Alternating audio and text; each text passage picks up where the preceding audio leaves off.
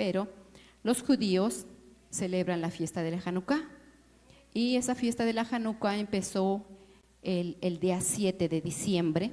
El día 7 de diciembre empezó la Hanukkah en la tarde. Y la celebran 8 días. Amén. Me voy a permitir hacer una oración para que sea el favor del Señor obrando. Así como están sentados mis hermanos, me voy a hacer una oración. Espíritu de Dios, tome el control, papá. Tome el control, Señor, de este tiempo. Tome el control, mi Señor, yo necesito de ti. Yo necesito, sean limpiados los ambientes en el nombre de Jesús. Sea limpiado todo ambiente, papá, en el nombre de Jesús, para tu gloria y para tu honra, papá. En el nombre de Jesús, y fluya tu palabra, mi Señor. Fluya, Señor. Sopla, Espíritu Santo de Dios. Y que esta palabra, Señor, quede incrustada en nuestros corazones, quede sembrada, papá, y de mucho fruto. Esa semilla preciosa que obra en nuestras vidas y que alimenta y que sacia y que es multiplicada, Señor, y que hace crecer para gloria y honra tuya, Padre. En el nombre de Jesús. Amén y amén. Sea limpio el ambiente, papá, en el nombre de Jesús. Santo es el Señor. Bueno, entonces mis hermanos, les decía, el título del tema es Hanukkah, la conquista en los decretos. Bueno, pues el día 7 empezó la fiesta de Hanukkah para el judío y son 8 días y termina el día 15 termina el día 15 por la tarde, porque recuerden que el judío, sus días empiezan de las 6 de la tarde hasta el otro día a las 6 de la tarde. Amén. Y entonces, entendiendo esto, vamos a hablar acerca de 2 historias. Hoy vamos a hablar acerca de 2 historias muy interesantes. Una historia la habla en el libro de los Macabeos y otra historia la habla y que está en la Biblia en el libro de Esther. De esas 2 vamos a hablar.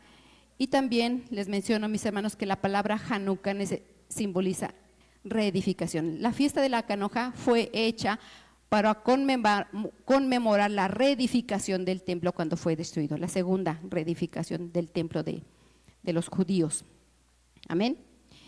Y si ustedes observan,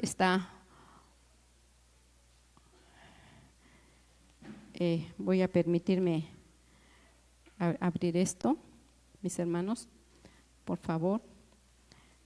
Traje yo esta como está en la imagen.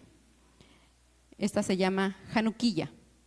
Esta se llama Hanukkah y esta se llama candelabro. Amén. Retíralo.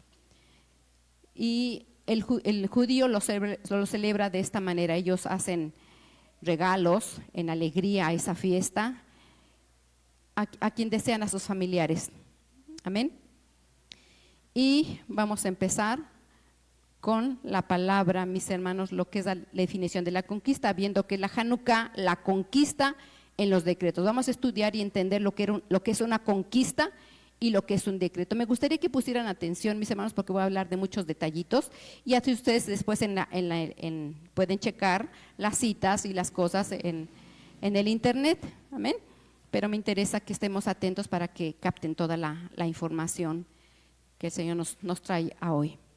Bueno, entonces, Hanukkah, la conquista en los decretos. ¿Qué es una conquista?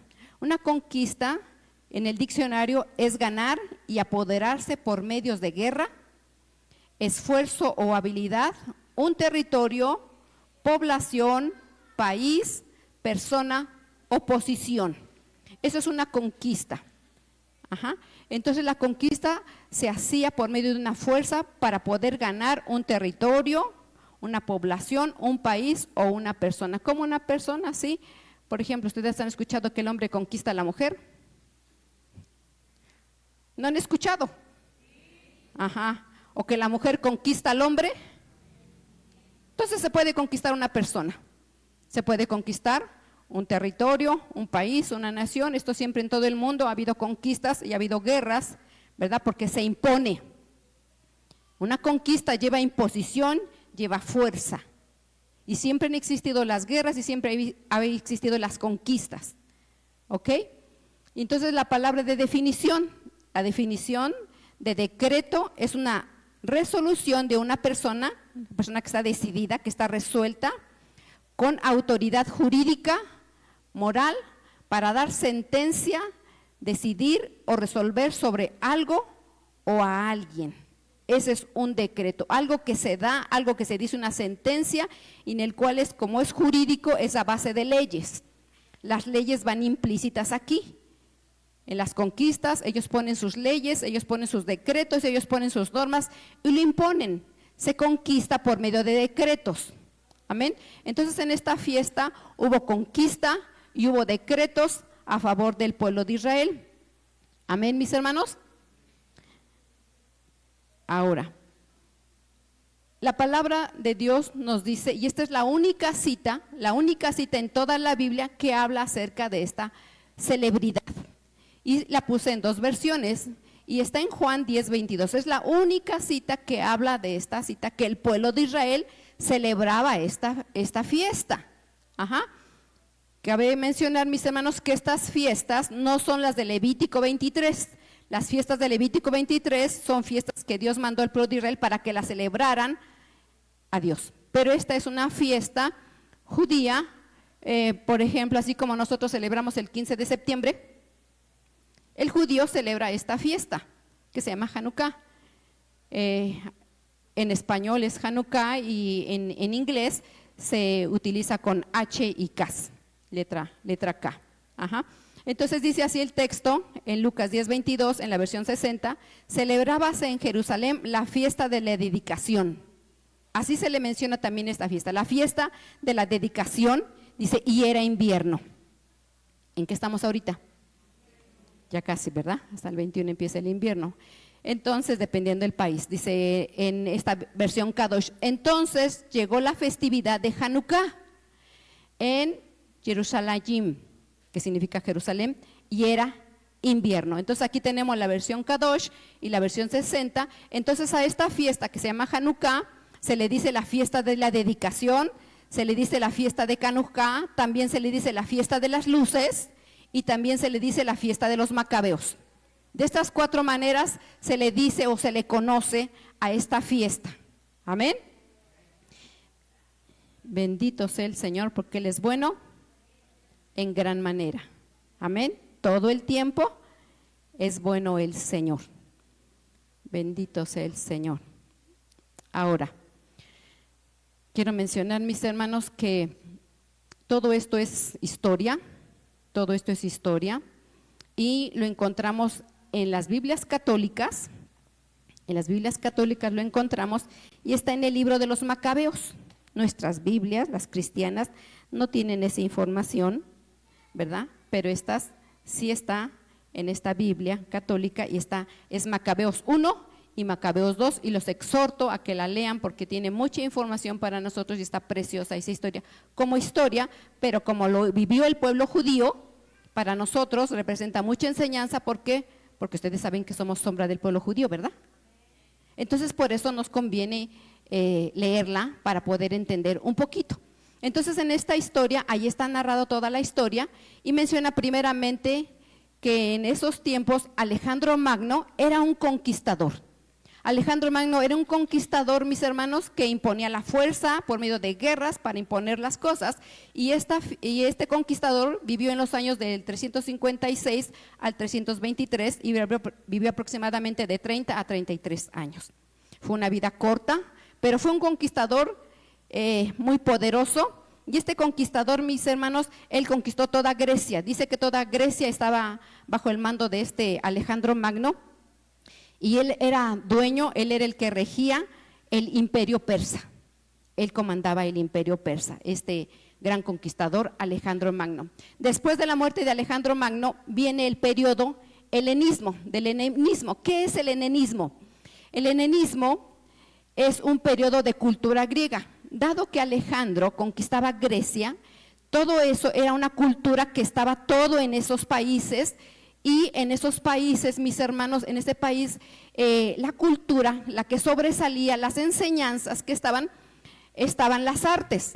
Estaban las artes, estaba el teatro, estaban los Juegos Olímpicos, filosofías, religión, todas esas cosas estaban ahí. Entonces, cuando el conquistador imponía y llegaba a cierta región, él imponía las artes, su teatro, los juegos, las filosofías, los pensamientos, la religión, todas las cosas de ese país, imponían ese lugar.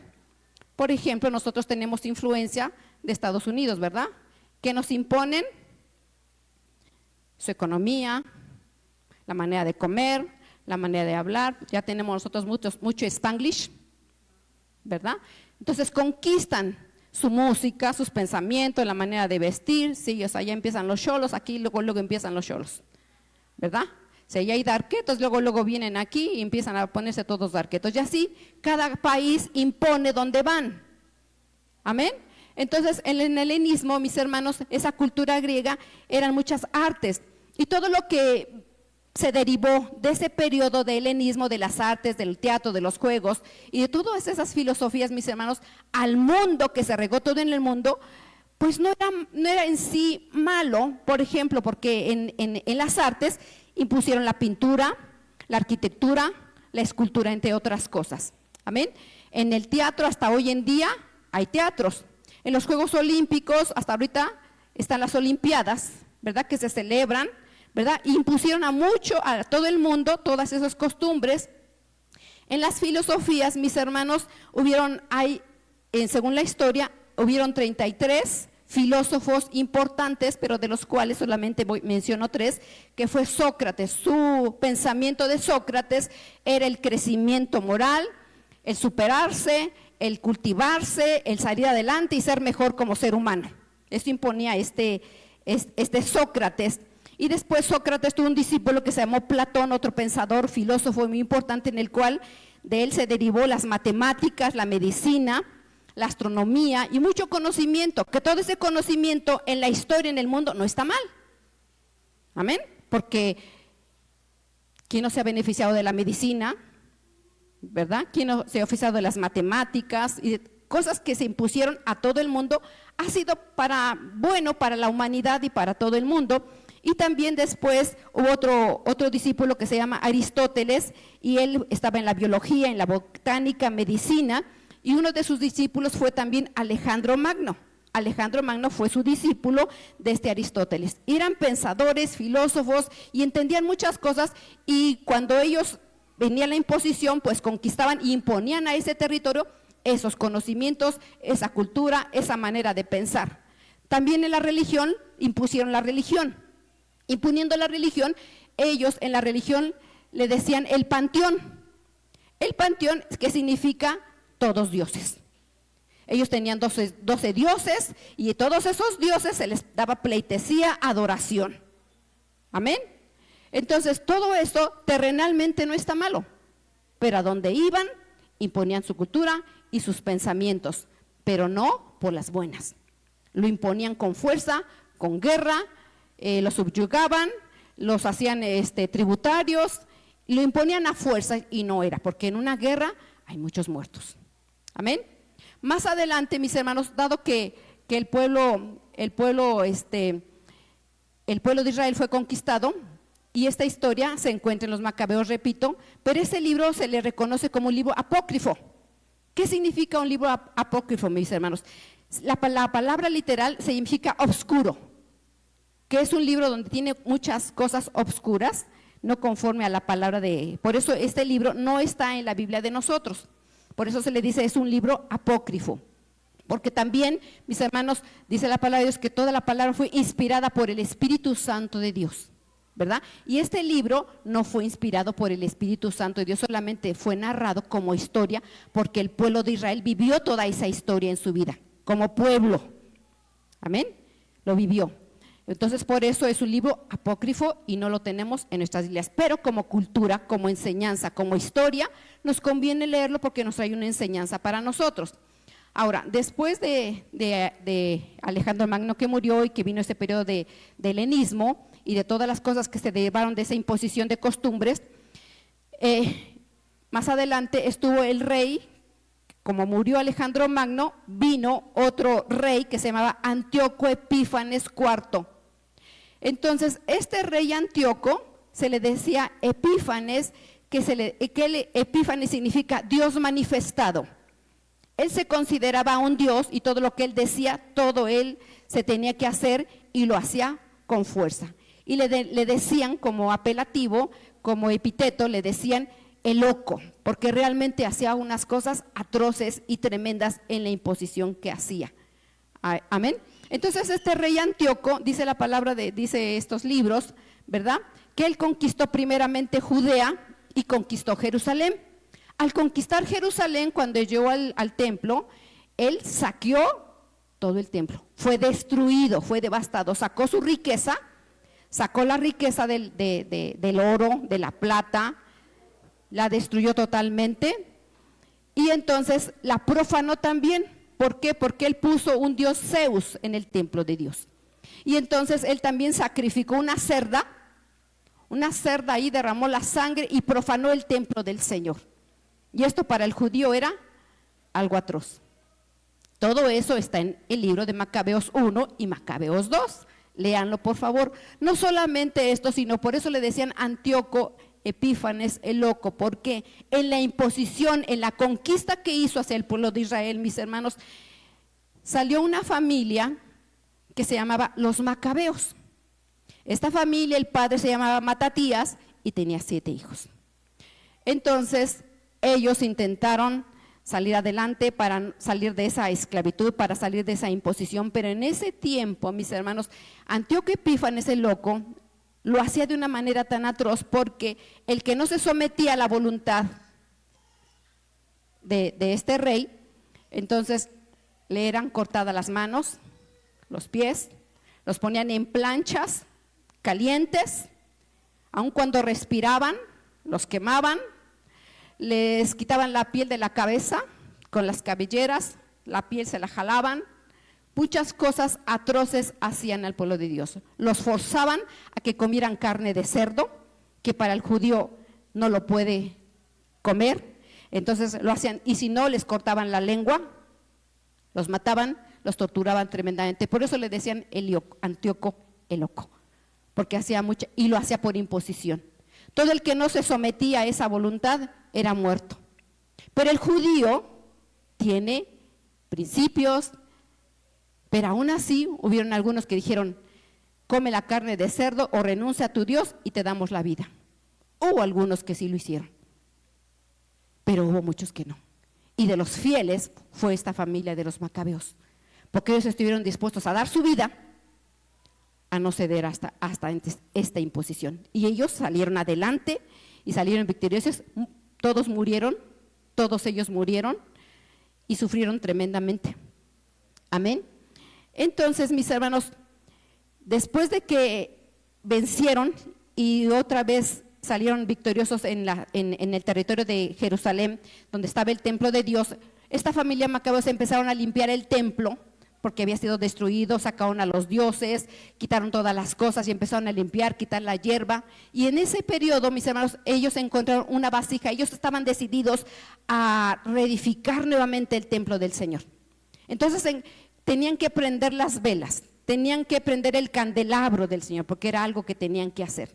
Entonces, mis hermanos, aquí yo tengo un candelabro, no pude conseguir uno más grandecito, pero mis hermanos, es un candelabro. Y el candelabro tiene 7 brazos. Entonces ellos prendían la de en medio, se le llama piloto o central. Entonces se prendía esta vela y se prendían en la rededicación del templo, prendieron el candelabro y encontraron solamente una porción de aceite para un solo día. Y como los judíos, los sacerdotes tardaban en elaborar, no había tiendas para ir a comprar aceite. Entonces tuvieron que empezar a preparar. Dije, bueno, vamos a prenderlas aunque sea un día. Pero resulta de que llegó el otro día y les alcanzó para el segundo día, y les alcanzó para el tercer día, para el cuarto día, para el quinto día, para el sexto día, para el séptimo día, para el octavo día. Y ese aceite tardó 8 días, tardó ese aceite. Y ese fue un milagro de Dios para ellos. Entonces, a raíz de eso, ellos decidieron, mis hermanos, celebrar en agradecimiento al Señor por ese milagro. Hicieron la Januquilla. Esta es la Januquilla, la que tiene 9 brazos. Ahora, todo el pueblo judío celebra cada año la fiesta de Hanukkah prendiendo una Januquilla. No es el candelabro, es la Hanukkah. Entonces prenden primero la central o la piloto, prenden la una y todos ponen la Hanukkah en las ventanas de su casa. Entonces la ponen en la ventana de su casa, prenden la primera, la piloto, la central y después con esta lumbre prenden la primera.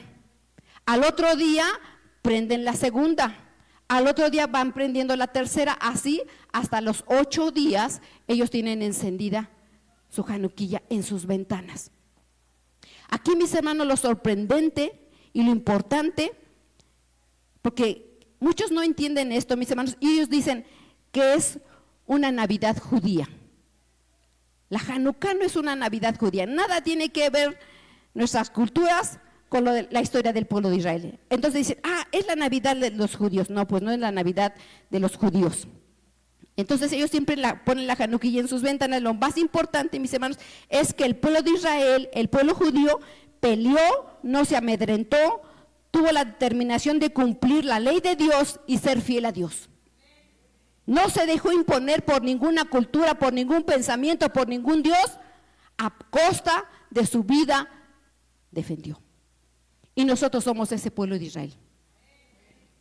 Y no importa cuántos pensamientos hay en este mundo hoy en día, no importa cuántas tradiciones y cuántas culturas haya, así haya Navidad, ¿sí? Así haya rosca de reyes, así haya tamales ricos, el pueblo de Dios no se mezcla. El pueblo de Dios defiende su cultura. El pueblo de Dios defiende sus principios por amor a Dios. A una costa de lo que digan, a una costa de cualquiera conquista en el mundo. Eso es lo importante, mis hermanos. Ahora, ¿qué representa cuando el pueblo de Israel pone en sus ventanas la Hanukkah? Dice la palabra de Dios que Él no habita en templo hecho de manos. ¿Dónde habita? ¿Dónde habita, mis hermanos? En nosotros. ¿Y dónde están sus ventanas? Amén. Gracias al Señor que estamos aquí. Entonces, en mis ventanas se debe de ver esa luz. En mis ventanas no debe de haber esa luz, esa sombra, esa tiniebla, esa oscuridad. Y esa luz representa el Espíritu Santo de Dios. Y esa luz es un fuego que se tiene que ver en mi vida por medio de mis ojos.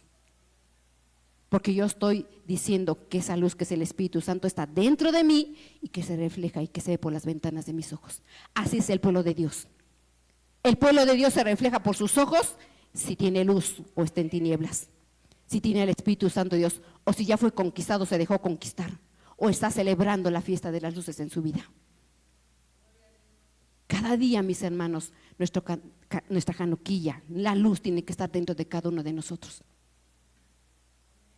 En agradecimiento al Señor de que nadie nos ha conquistado, sino es el Señor, su mano de poder que es en nuestras vidas. Amén, mis hermanos. Les estoy resumiendo Primera de Macabeos y Segunda de Macabeos, que es 16 capítulos y luego 15 capítulos, pero tiene cosas muy hermosas para nuestras vidas. Les resumí en unos minutitos, pero vámonos más adelante. Es acerca de la primera historia terrenal de los judíos. Esta es la otra historia que está en el libro de Esther, mis hermanos, que está en el libro de Esther, y también les exhorto a que lo lean. En este libro de Esther, mis hermanos, también tiene una grande enseñanza para nosotros, y en esta historia dice la palabra que había un rey que se llamaba Asuero. Y este rey Asuero, mis hermanos, era muy ilustre, era con muchas riquezas. Él conquistaba desde la India hasta Etiopía. Era su territorio muy grande, desde la India hasta Etiopía. Este rey gobernaba, pero su capital era Susa. Y este rey tenía 120 provincias. Era muy acaudalado, tenía muchísimas propiedades, ¿verdad? Pero también a este rey le gustaba la fiesta. Pero resulta de que este rey quiso hacer una fiesta de 180 días. Él no se andaba con cosas. Él le gustaba realmente la fiesta. 180 días, que son 6 meses, hizo fiesta. Banquete, comida. Y esa fiesta la hizo para todos los principales de las 120 provincias. Y había comida, y había convite, y había de todo en esa gran fiesta. ¿verdad? Y entonces todo eso fue para mostrar su grandeza, su riqueza y su poder y su señorío. Después de esos 6 meses, mis hermanos, hizo una pequeña fiesta aparte de 7 días. Y en eso dice, esta fiesta chiquita que voy a hacer de 7 días, la voy a hacer solamente en el huerto del patio de mi casa, de mi palacio, para todo el pueblo. Y resulta que la hizo para el pueblo, esa fiesta de 7 días. Y dice que estaba tan contento el rey, mis hermanos, porque se puso happy por el vino, ¿verdad? Y resulta que le dijo a Mehumán, que era eunuco. Él era el encargado de 7 eunucos, porque el rey tenía 7 eunucos a su mando, pero el que mandaba le dijo a Mehumán, oye, ¿sabes qué? Manda a traer a mi reina, porque quiero que la conozcan, porque estaba tan contento que mandó a traer a la reina. Y la reina, pues de la misma manera hizo su fiesta, pero dice la palabra del Señor que la reina no quiso estar ahí. Dice, ay, ¿por qué no me invitó a la primera? Ahí sí, 6 meses y nunca me quiso llamar, ahora la fiesta sencillita me van a llamar. Y entonces dice que la reina se enojó, no quiso presentarse delante del rey. Y dice que el rey se llenó de ira y de coraje, de grande molestia. Y entonces dice que manda a Memucán. Memucán era uno de los sabios, habían 7 sabios también. Y esos sabios, el principal era Memucán. Y este sabio, mis hermanos, le pregunta, oye Memucán, fíjate que esta no quiso venir. ¿Cómo le vamos a hacer? ¿Tú qué me aconsejas? Dice Memucán, pues mire rey, no solamente ha pecado contra el rey, sino pecó contra todos los principales de todas las provincias y con todas las familias y con todo el pueblo. Y lo que va a pasar, que entonces todas las mujeres nos van a menospreciar, van a hacer lo que quieran, se nos van a poner rebeldes las mujeres. Entonces, mire, yo le aconsejo, porque no está bien lo que hizo, que se dé un decreto, que se dé una sentencia sobre esta y que nunca más vuelva a presentarse del rey. Y tú te consigues otra más bonita. Así le dice. Y dice, has acertado, me parece muy bien. Entonces, dé la orden con sello y firma de que un decreto, mis hermanos, de que esta reina Basti no se va a volver a presentar. Y fue desechada. Y entonces fue dado a Hegai, otro eunuco. A este eunuco se le dio la tarea de ir a buscar entre todas las provincias mujeres de hermoso parecer. Y fueron a buscar, y fue el primer concurso Miss Universo. Y entonces este eunuco empezó a buscar, y resulta de que encontró a una, pero antes, en esos tiempos estaba Mardoqueo. Mardoqueo era un cautivo de Babilonia. Ajá. Y entonces Mardoqueo, mis hermanos, dice la palabra del Señor que era hija de su tío, que venía siendo la prima de él. Ajá. Entonces él adoptó a Hadasá, que era en hebreo, y era reconocida como Esther. Entonces este rey Mardoqueo dice que adoptó a su prima porque se entiende que era menor, y la cogió ella y la educó y la crió como a hija. Déjenme decirle, mis hermanos, que esta Esther, en el libro de la palabra de Dios, esta Esther representa la iglesia de Dios. Y Mardoqueo representa los 5 ministerios, porque dice la palabra del Señor que los ministerios, apóstol, profeta, evangelista, pastor y maestro, son para edificación del cuerpo de Cristo. Entonces, por eso Mardoqueo instruyó, cuidó, vigilaba, guiaba, dirigía, aconsejaba y la preparaba. Amén. Y entonces, mis hermanos, resulta de que Hegai dijo, ay, esta Hadasa es la idónea, dice que la trajo y dice que la puso en lugares, le dio atavíos. La pusieron, mis hermanos, la apartó y la preparó por 12 meses. Inmediatamente le pusieron a 7 doncellas al cuidado, para instruirla, para cuidarla, para prepararla. Estuvieron 6 meses en óleos, en aceite, 6 meses en óleos y aceites y ungüentos y otros 6 meses. Y fue preparada esta mujer, esta doncella, porque se dejó guiar y enseñar por su tío por su primo, perdón, y después por el consejo de Hegai y de todas las doncellas.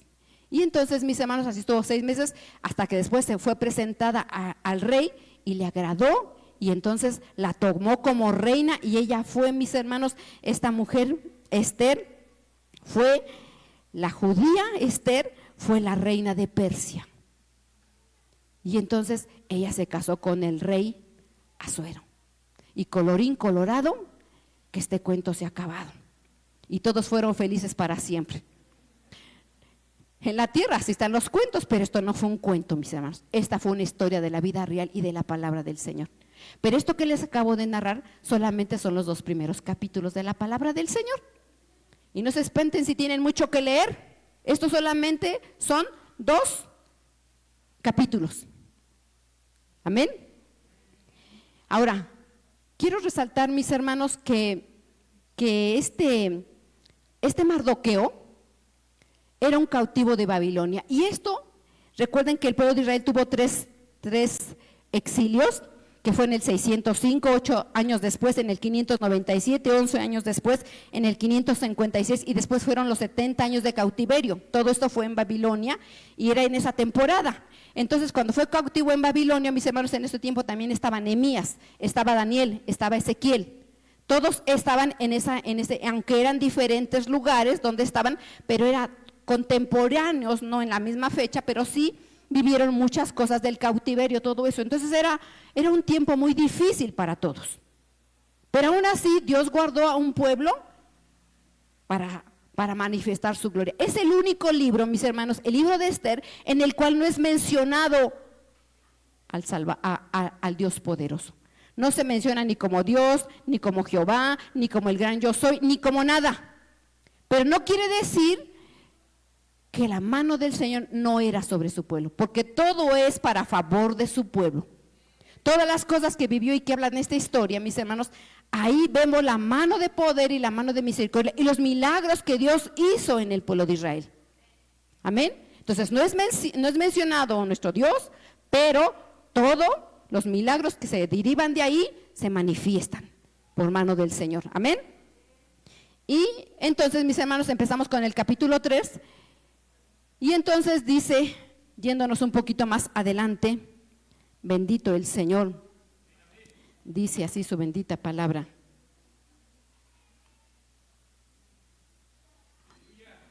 Dice, después de estas cosas el rey Asuero engrandeció a Amán. Amán venía siendo su brazo derecho, ¿verdad? Hijo de Amedata Agageo. Y él honró y puso su silla sobre todos los príncipes que están en él. Y todos los siervos del rey estaban a la puerta del rey, se arrodillaban y se inclinaban a Amán, porque así lo había mandado el rey. Pero Mardoqueo no se arrodillaba ni se humillaba. Dice el verso 3, los siervos del rey que estaban a la puerta preguntaron a Mardoqueo, ¿por qué traspasas el mandamiento del rey? Aconteció que hablándole cada día de esta manera y no escuchándolos, él lo denuncia a Amán, para ver si Mardoqueo se mantendría firme en su dicho, porque ya él les había declarado que era judío. Y vio a Amán que Mardoqueo ni se arrodillaba ni se humillaba delante de él, y se llenó de ira, porque tuvo en poco poner la mano de Mardoqueo solamente, pues ya había declarado cuál era el pueblo de Mardoqueo, y procuró Amán destruir a todos los judíos que había en el reino de Asuero y al pueblo de Mardoqueo. Entonces, mis hermanos, les recuerdo, entonces este representa la iglesia. Amén. ¿Sí, mis hermanos, estamos aquí? Amán representa el enemigo de nuestras vidas, que el Señor lo reprenda. Amán representa el enemigo, el adversario, el acusador. ¿Ok? Y entonces, mis hermanos, él tenía su mano derecha, que era Agageo. Agageo, mis hermanos, viene de Amalek, de la descendencia de Esaú. Dice su palabra que él es nuestro enemigo hasta los últimos tiempos. Siempre va a ser el enemigo del pueblo de Dios. Y ahí estaba ya Amán, hijo de Amedata Agageo, que era honrado en ese territorio. Era el brazo derecho de ese rey. Amén. Y entonces, mis hermanos, dice que como era el mero mero, el segundo del rey, la orden era que todo mundo se doblara ante él. Pero resulta que Mardoqueo no se arrodillaba ante él. ¿Por qué? Porque él tenía otros pensamientos. Porque él solamente se arrodillaba ante Dios. No se arrodillaba ante nadie. No se arrodillaba. Entonces, dice aquí en el 3, y los siervos del rey estaban a la puerta y preguntaron, ¿por qué traspasas el mandamiento? En la palabra de Dios tenemos mandamientos y nosotros tenemos que guiarnos por mandamientos. Y cada quien decide si traspasa los mandamientos o no traspasa los mandamientos. Cada quien decide si se guarda o no se guarda. Y entonces causaba tanto coraje, mis hermanos, que entonces Amán no solamente quiso destruir, mis hermanos, a Mardoqueo, sino quiso destruir a toda la nación. Eso es lo que quería. ¿Cuál era el odio, mis hermanos, que Amán tenía? No era solamente porque no se postraba, porque no le respetaba. No, iba más allá. Ese odio, mis hermanos, que Amán tenía sobre el pueblo de Israel, era porque él buscaba adoración, porque representa el enemigo de nuestras almas. Por eso es que era tanto coraje sobre Mardoqueo. Él buscaba honra y buscaba adoración. Y como esto representa y va dirigido a la iglesia, cuando alguien a veces es puesto en eminencia, a veces queremos conquistar, queremos sentirnos aquí y imponer, y queremos que todos se nos doblen y se arrodillen ante nosotros. Si se acuerdan que yo dije que la conquista no solamente es territorio, ¿verdad? Sino se puede conquistar a una mujer por imposición, o una mujer se puede conquistar a un hombre, pero imponiéndole sus atributos, o su fuerza, o su hablar, o muchas maneras de conquistar, tanto en hombre o en mujer. Porque se busca un reconocimiento, se busca adoración. No es tanto el respeto que busquen, sino buscan la adoración, la exaltación, y eso a Dios no le agrada. Entonces no puede uno someterse a ese modo de vivir. Amén, mis hermanos. Nosotros como hijos de Dios tenemos que tener mucho cuidado de no buscar un reconocimiento. Amén. No tenemos que sacar provecho por el pueblo de Dios. Estamos sirviendo a un Dios poderoso y no podemos sacar provecho o sentirnos señores, porque todos somos hermanos. Amén. ¿Se acuerdan que Mardoqueo adoptó a su prima? Y cuando nosotros decimos, es mi primo, es mi hermano, porque son primos hermanos, ¿verdad que sí? Nos decimos primos hermanos. Entonces, aunque a veces uno sea pastor, viene siendo hermano. ¿Se acuerdan cómo le decían a David? Que fue entresacado de entre las ovejas. ¿Sí se acuerdan de ese pasaje? Que fue sacado el rey David entre las ovejas. Entonces a veces Dios saca de entre las ovejas a alguien para poner en un lugar como responsable, pero sigue siendo oveja. Yo soy una oveja, tú eres una oveja y somos hermanos en Cristo. Amén. Entonces debe haber esa unidad, esa hermandad. No podemos sacar provecho de nadie. Y Cristo Jesús también es nuestro hermano mayor. Amén. Entonces, mis hermanos, Mardoqueo representa los pastores, el ministerio primario, y representa la iglesia. Y la iglesia solamente se debe arrodillar ante nuestro Dios, ante nadie. No podemos doblegarnos ante nadie. Vámonos a la siguiente. Dice un poquito más adelante en Esther 3, 8 al 13, y dijo Amán al rey Asuero: hay un pueblo esparcido, distribuido entre todos los pueblos y en todas las provincias del reino. Mis hermanos, la iglesia está esparcida entre todos los pueblos. ¿Sí? La iglesia de Dios está en China, en Roma, en los pueblos, en las provincias, en todo el territorio, en todo el mundo hay cristianos. Hay cristianos, aún con los musulmanes, con muchos problemas, pero los hay, está el evangelio difundiéndose. Entonces, así como el pueblo estaba esparcido entre toda esta región, también la iglesia está esparcida entre todos. Amén.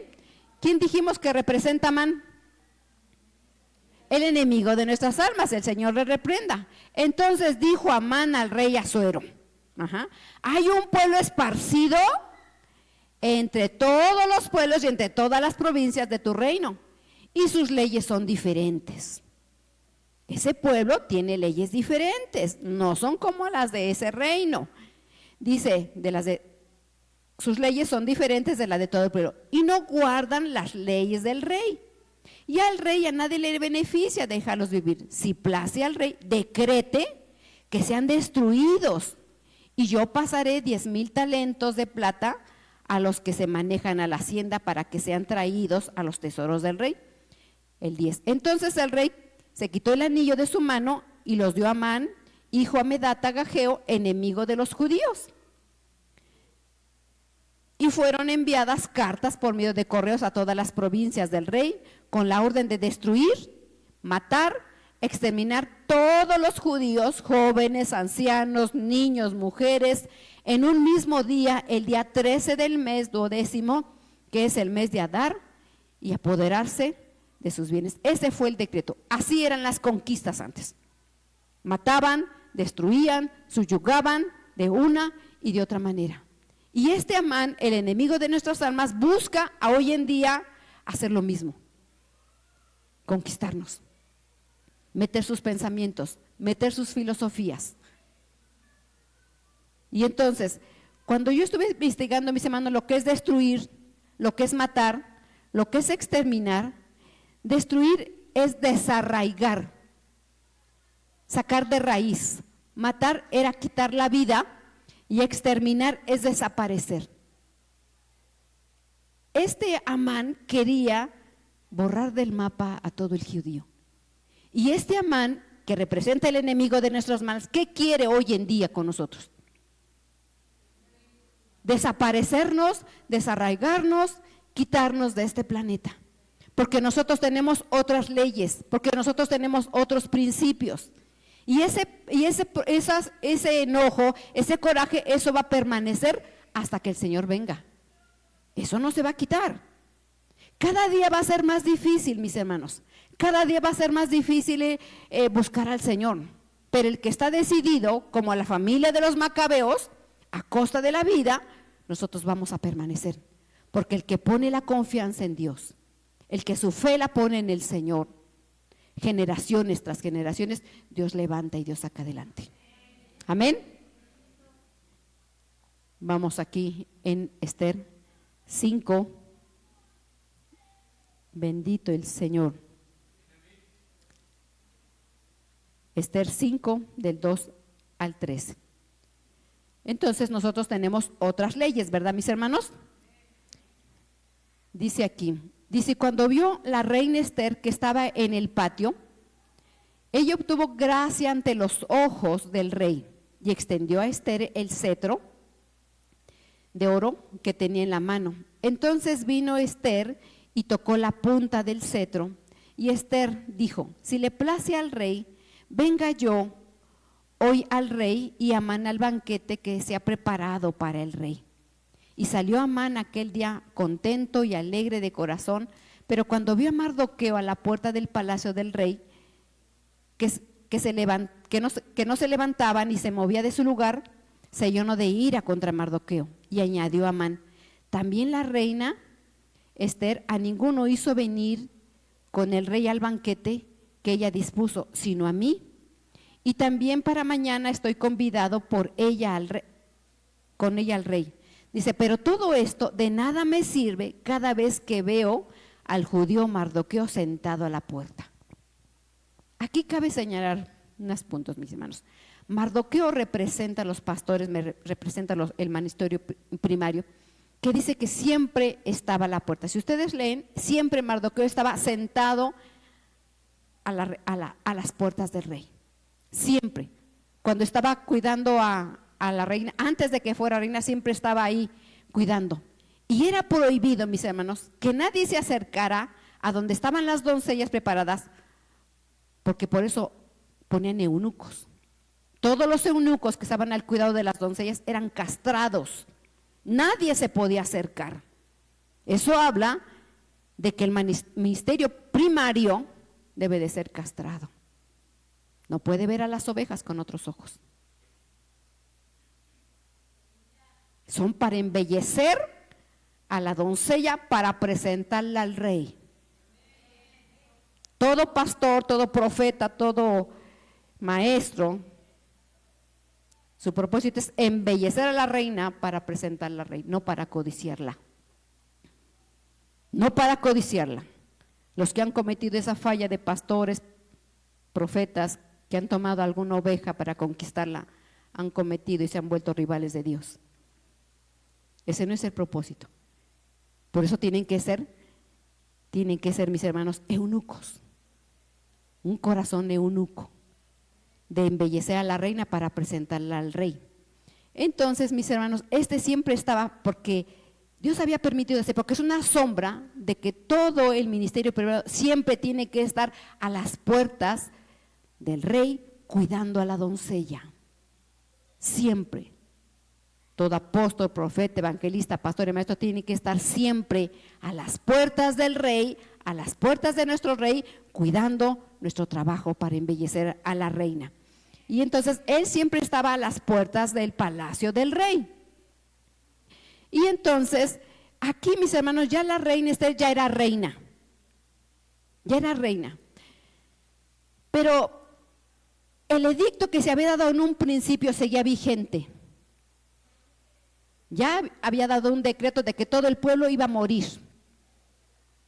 pero no sabían que la reina Esther era una judía. Entonces ella dice que se presenta al rey para hacerle fiesta. ¿Cuáles son las estrategias para que nosotros no muéramos, mis hermanos? Hallar gracia delante del rey, ¿sí? Hacerle fiesta al rey y estar cerca del rey. Es la única manera de salvarnos. Entonces ella dice que le hizo fiesta. Dice que le hizo fiesta al rey. Entonces el enemigo de nuestras almas, mis hermanos, siempre va a utilizar toda la estrategia. Ahora, cuando dice aquí, pero de nada me sirve si cada vez que veo al judío Mardoqueo sentado a las puertas del rey. Aquí el enemigo de nuestras almas gobierna el mundo, ¿verdad que sí? ¿Sí? Vamos a ver lo que dice la palabra de Dios. En 2 de Corintios 4:4 dice, en los cuales el Dios de este siglo cegó el entendimiento de los incrédulos para que no le resplandezca la luz del evangelio de la gloria de Cristo, el cual es la imagen de Dios. Entonces, ¿quién gobierna este mundo? El Dios de este siglo, ¿quién es? El adversario, Satanás, el Señor lo reprenda. Él gobierna este mundo, ¿verdad? Y dice en Lucas 4, dice, y le llevó el diablo a un monte alto y le mostró en un momento todos los reinos de la tierra, y le dijo el diablo, a ti te daré toda esta potestad y la gloria de ellos, porque a mí me ha sido entregada, y a quien quiera se lo doy. Entonces, ¿quién gobierna aquí en la tierra? Sí, él tiene sus leyes, él gobierna. Él gobierna. Y a quien quiera él le da autoridad. Él pone y quita y manda. Amén. Entonces, mis hermanos, aquí Amán se enojaba y decía, pero de nada me sirve. Él tenía el poder, era la mano derecha del rey. Él tenía todo el mundo se postraba a él. Entonces Satanás de la misma manera dice así, mis hermanos, yo gobierno esta tierra. Yo tengo el internet bajo mi mando. Los presidentes, yo tengo principados que los manejan y los mueven como yo quiero. Tengo el internet, tengo el cine en mi mano, yo pongo todas las películas que yo quiera para que estas generaciones que vengan aprendan todo lo que yo estoy queriendo. Hacen todo lo que yo quiero, porque yo conquisto. Todo lo muevo yo, todo gobierno yo. Pero cada vez que veo estos cristianitos a las puertas del rey, de nada me sirve. Cada vez que veo estos cristianitos que están clamando y de rodillas, de nada me sirve. Lo tengo todo, todo lo tengo. Tengo presidentes a mis órdenes, tengo senadores, los senadores, todo está bajo mi mando. Pero cada vez que veo estos cristianitos aquí clamándole a Dios, que tienen otras leyes, es un pueblo que tiene otras leyes, no lo soporto. Y por eso está determinado a matarnos. Porque ya hay leyes, mis hermanos. Las leyes no las podemos cambiar terrenalmente. Ya han sido decretadas las leyes. La ley ya está, en todos los países las leyes están. Y tratan, mis hermanos, de quitarnos, de movernos, de subyugarnos con culturas, con pensamientos, con filosofías, con tradiciones. Pero es un plan del enemigo. Esto no es de ahorita, esto fue una rebelión desde el cielo, desde allá. Y ya están los decretos allá, y ya están las cosas allá. El enemigo de nuestras almas trata de derribarnos, trata de conquistarnos. Pero nosotros, como los macabeos, no. A costa de nuestra vida no nos vas a vencer. Porque el que está a las puertas del rey está seguro. Porque haya gracia en los ojos del rey. Amén. Entonces así decía este perverso Amán, que había decretado matar al pueblo de Israel. Y entonces, mis hermanos, dice aquí más adelante en Esther 7, santo es el Señor. Glorifiquen al Señor, mis hermanos, porque Él es bueno en gran manera. Dice, y el segundo día, mientras bebían vino, dijo el rey a Esther: ¿cuál es tu petición, mi reina? Y se te concederá. ¿Cuál es tu demanda? Que aún la mitad de mi reino se te sea otorgada. Y entonces la reina Esther respondió y dijo: oh rey, si he hallado gracia delante de tus ojos y al rey le place, séame dada mi vida por mi petición y mi pueblo por mi demanda. Esther dijo: el enemigo y el adversario, este malvado Amán, entonces se turbó delante del rey y de la reina.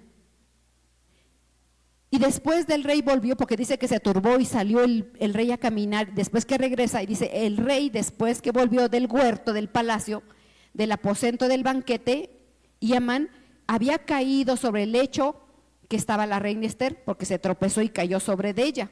Entonces dijo el rey: ¿querrás también violar a mi reina en mi propia casa? Al proferir el rey esta palabra, le cubrieron el rostro a Amán, y dijo Abona, uno de los eunucos que servía al rey: he aquí en casa de Amán la horca de 50 codos de altura. E hizo Amán para Mardoqueo, el cual había hablado bien por el rey. Entonces el rey dijo: colgadlo en ella. Y entonces este perverso Amán, que planeó matar al pueblo de Israel y levantó una horca para Mardoqueo, fue ahorcado este rey ahí. Y entonces el rey decidió darle a ella las posesiones, porque siempre que alguien conquistaba se quedaba con las posesiones. Y entonces, ¿cómo ella pudo obtener la vida, mis hermanos? Con la gracia delante del rey y haciéndole fiesta. Si nosotros queremos salir adelante, mis hermanos, siempre tenemos que estar a las puertas del rey y haciéndole fiesta al Señor. Es la única manera de hallar gracia delante del Señor, buscando su presencia, agradándole a Él y siendo fieles a Él. Dice más adelante en el capítulo 8, dice: el mismo día el rey Asuero dio a la reina Esther la casa de Amán, enemigo de los judíos, y Mardoqueo vino delante del rey, porque el rey le declaró lo que era respecto a ella. Dice el 3, volvió luego Esther a hablar delante del rey y se echó a sus pies. Aquí nuevamente la reina se echa delante de sus pies, llorando y rogándole que hiciese nula la maldad de Amán agageo y su designio que había tomado contra los judíos. Y dijo: si place al rey y si ha hallado gracia delante de él, si le place acertado al rey y yo soy agradable a sus ojos, que se dé la orden escrita para revocar las cartas que autorizan la trama de Amán, hijo de Amedata Agageo, que escribió para destruir a los judíos que están en todas las provincias del rey. Porque ¿cómo podré yo ver el mal que alcanzará a mi pueblo? ¿Cómo podré yo ver la destrucción de mi nación? Eso es lo que está la reina comentando aquí, mis hermanos. Y entonces, ella ya era reina, a ella se le dio la casa de Amán. ¿Qué significaba la casa? Amán representa el enemigo de nuestras almas y él gobierna las cosas. Cuando dice que se le dio a la reina Esther la casa, quiere decir que a la iglesia se le ha dado una autoridad sobre esa casa. Y nosotros la tenemos, esa autoridad. Amén. Entonces, mis hermanos, dice que se echó, ya tenía ya la casa, ya habían matado al enemigo, pero todavía estaba vigente el decreto de esa ley. Y llegada la fecha, todos iban a matar y a destruir y a desarraigar, a desaparecer al pueblo de Israel. Todavía quedaba eso. Y entonces, ella le pide al rey que quite eso. Y leo nuevamente, dice, y dijo, si place al rey y si ha hallado gracia delante del rey, y si le parece acertado al rey, y si yo soy agradable a sus ojos, para revocar las cartas que autorizan la trama. Dice que escribió para destruir a los judíos que están en todas las provincias, porque ¿cómo podré yo ver el mal? Nosotros, mis hermanos, como iglesia, debe haber una sensibilidad de nosotros, porque hay mucho pueblo de Dios que está en sufrimiento y que está muriendo, y que hay decretos de muerte, y a veces nosotros no nos interesa. No nos interesa si el pueblo está en sufrimiento, si el pueblo está siendo conquistado, si el pueblo está en problemas, si está siendo subyugado, no nos interesa. ¿Cómo nosotros como iglesia vamos a estar tranquilos viendo que el pueblo de Israel se pierde? Que el pueblo de Israel espiritual se pierde. ¿Cómo vamos a andar siendo tan insensibles que vemos que nuestros hermanos están mal y no tenemos compasión de ellos? Hay insensibilidad, no debe de ser así la iglesia. Aquí está hablando a la iglesia como intercesora en el mundo espiritual, como intercesores que somos nosotros. Tenemos que rogar, tenemos que postrarnos delante del rey y rogar, porque ya están dadas las leyes, mis hermanos. Ya están dados los edictos. Las leyes no se pueden cambiar, mis hermanos. ¿Saben por qué? En todos los países está la ley del aborto. ¿Sí o no? ¿Desde hace cuántos años? ¿Se pueden cambiar esas leyes? No, no se pueden revocar. Porque en el mundo gobierna ¿quién? Ya está la maldad en Amán. Ya está ahí planeando todo. No se puede cambiar las leyes. ¿Qué puedo hacer yo?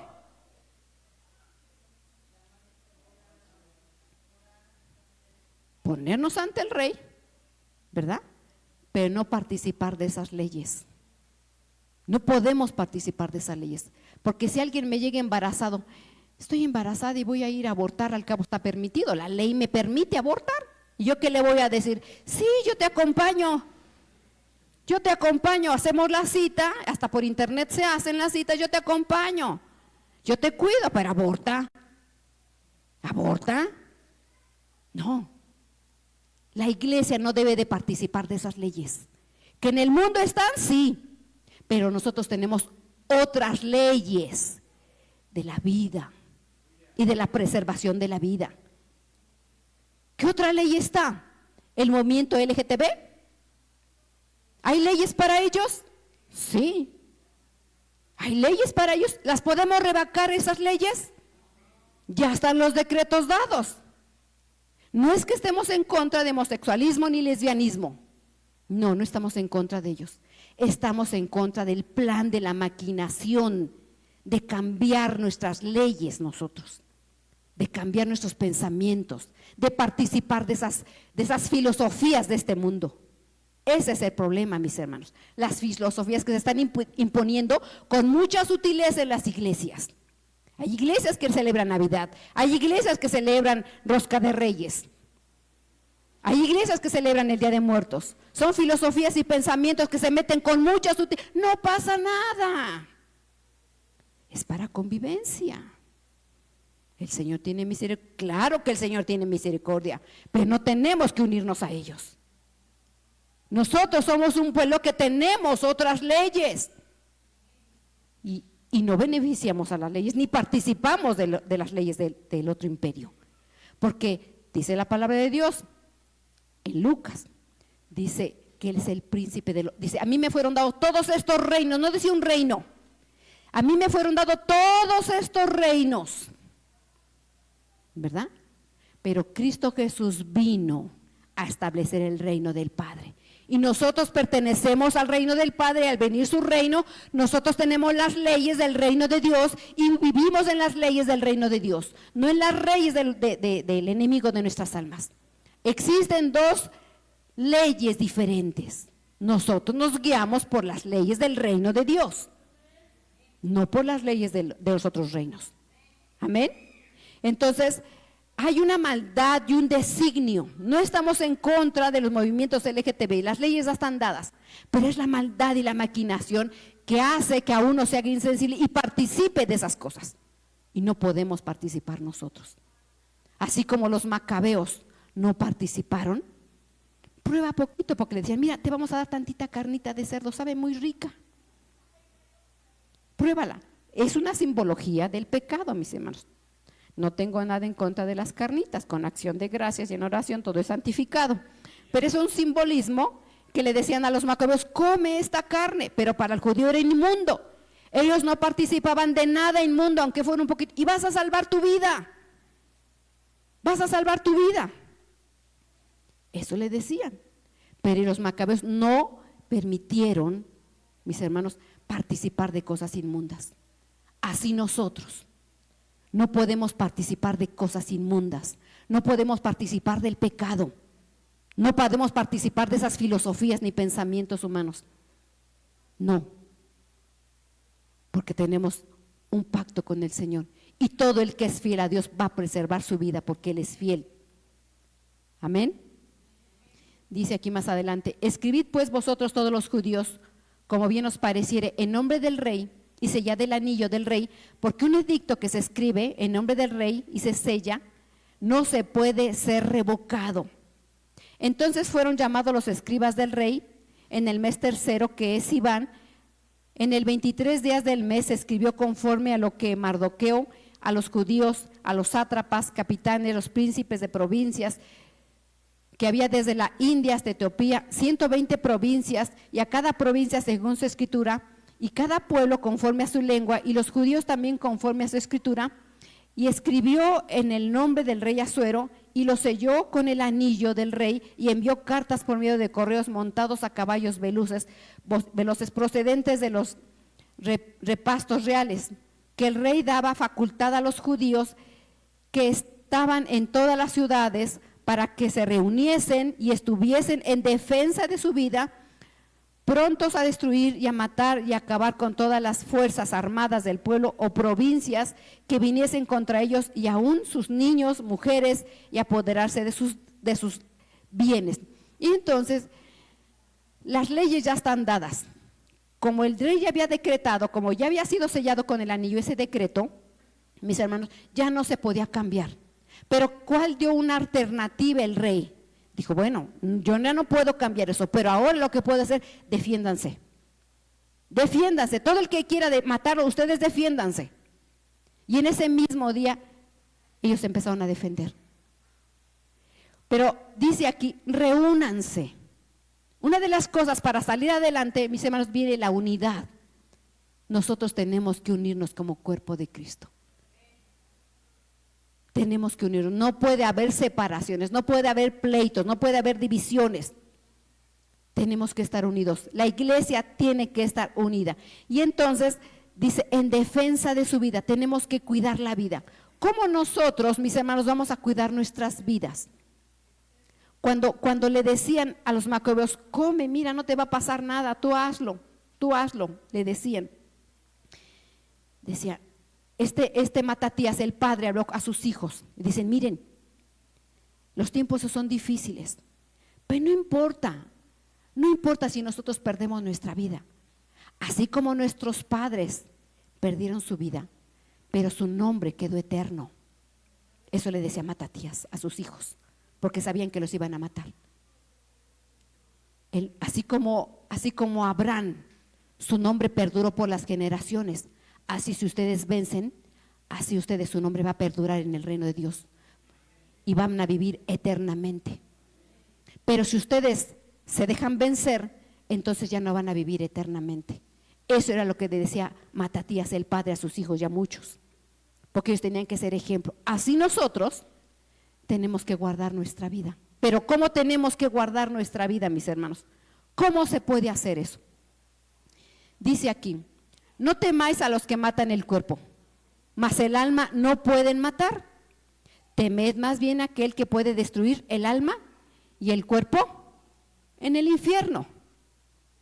Y dice aquí otra cita: pero de ninguna cosa hago caso, ni estimo preciosa mi vida para mí mismo, con tal de que acabe mi carrera con gozo y el ministerio que recibí del Señor Jesús, para dar testimonio del Evangelio y de la gracia de Dios.